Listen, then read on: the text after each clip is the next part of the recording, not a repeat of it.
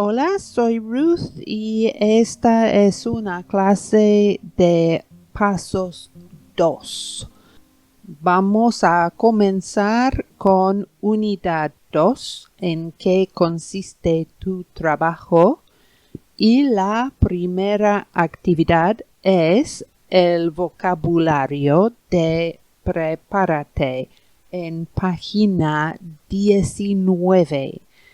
So you need to look up el vocabulario en lista A, profesor, médico, agricultor, mecánico, fontanero is plumber. Si no tienen el libro, busca una lista de profesiones y la idea es escribir frases como el profesor trabaja en un colegio o en un instituto. Again and again, el autor trabaja en casa delante de su ordenador, and saying where people work each and every time. So, if you have el libro, página 19, si no tienes el libro, go to the computer now, generate una lista of at least 14 profesiones, and say where they work in at least 14 sentences. Okay, go.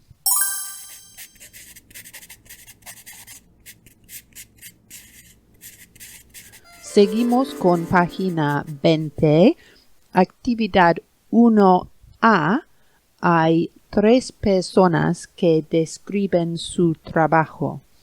Hay una estructura. Yo suelo más infinitive.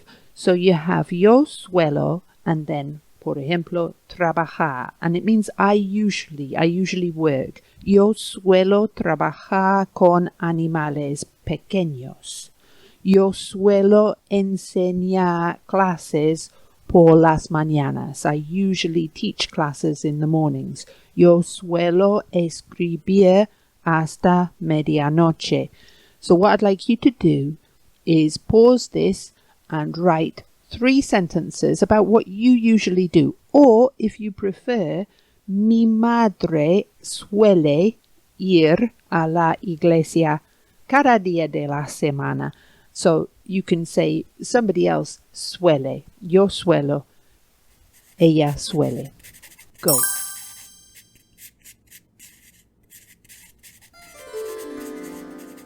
Now, if you have Pasos, you can read the dialogues and you can listen if you have the CD on Actividad 1A. If you don't, you can take the free resources.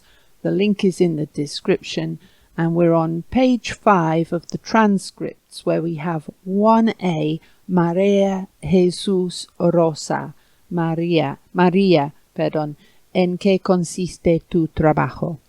Now, this listening stroke reading, if you're reading it, exercise is mostly about vocabulario. So what I would like you to do is make sure that for the first dialogue, you know the words for wheels, breakdown, crane, and workshop.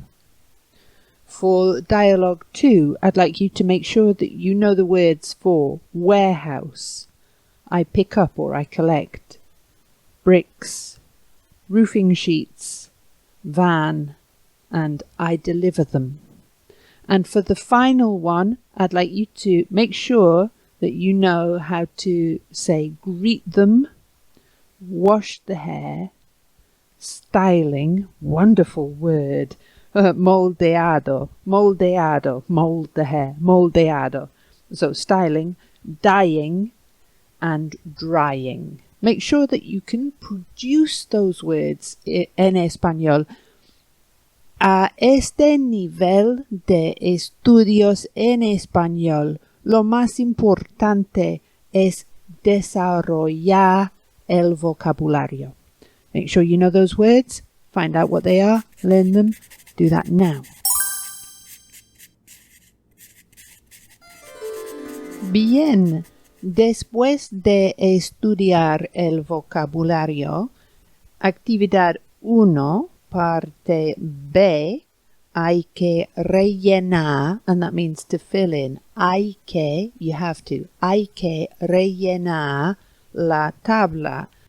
And we have ¿qué hace en su trabajo?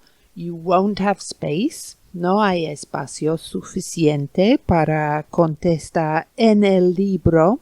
No importa. You're using the transcripts, you're using the book, you're using the CDs, whatever you're using.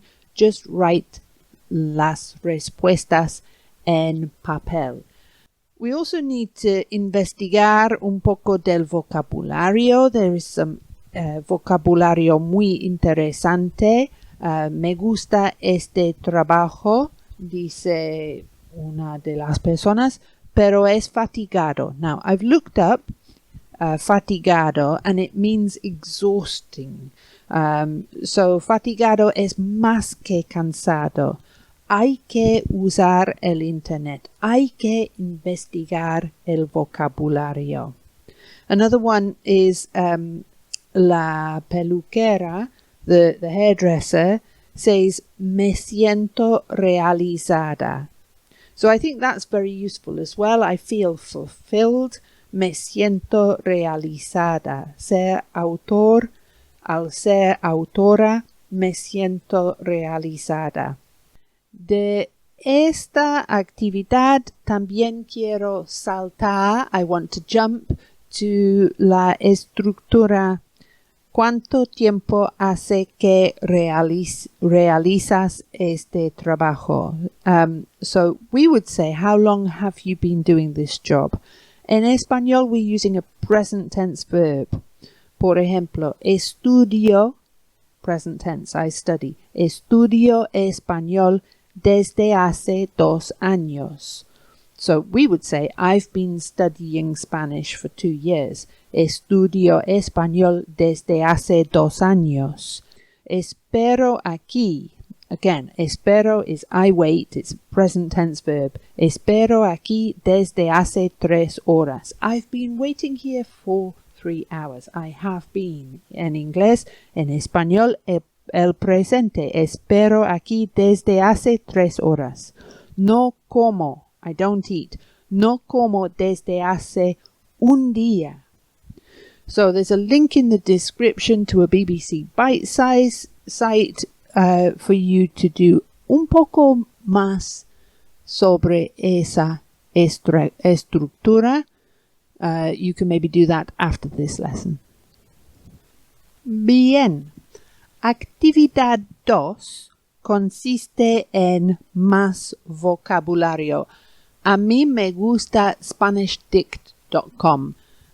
So now I'd like you to find out how to say mend water pipes, deliver letters,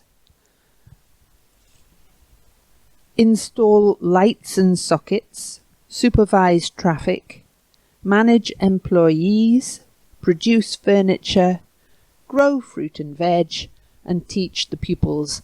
La idea es describir lo que hacen los profesionales, the list that you generated at the beginning of the lesson. Can you describe what those people do?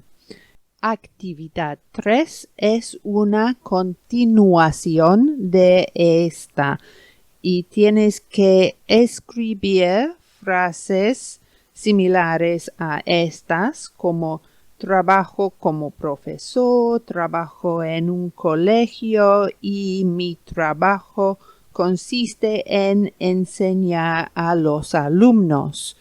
Trabajo como fontanero, trabajo en las casas de la gente y mi trabajo consiste en arreglar las tuberías del agua, por ejemplo. So you're writing those kind of short paragraphs about each one of your 14 profesiones. So do that now. Go.